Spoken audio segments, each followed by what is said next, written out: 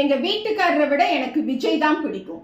இப்படி ஒரு பெண் தன் மனதுல நினைக்கக்கூடியதை பற்றுன்னு தைரியமா சொல்லக்கூடிய சூழலை இங்க உருவாக்கியது திராவிட இயக்கங்களுக்கு.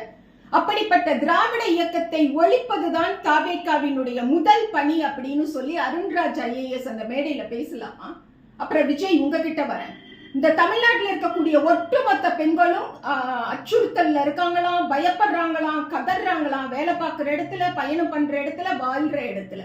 வெக்கமா இல்லை உங்களுக்கு இப்படிப்பட்ட ஒரு கருத்தை சொல்றதுக்கு?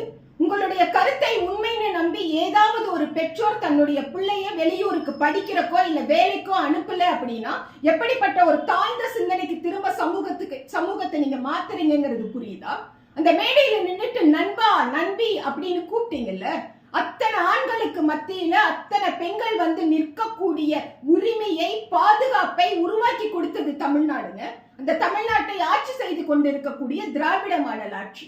ஒரு தலைவன்கிறவன் மேடையில நின்று பேசும் பொழுது இந்த சமுதாயத்திற்கு ஆக்கத்தை விளைவிக்கக்கூடிய ஆளுமையா அவன் தெரியணும். சமுதாயத்துல அழுக்கை உற்பத்தி செய்யக்கூடிய ஆளா இருக்கக்கூடாது. புரிஞ்சுக்குங்க.